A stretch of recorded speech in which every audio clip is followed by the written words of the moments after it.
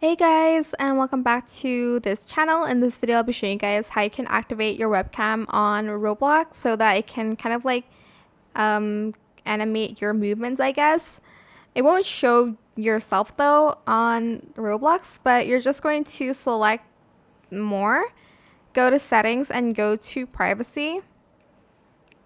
Scroll down and select use camera to animate your avatar and select enable.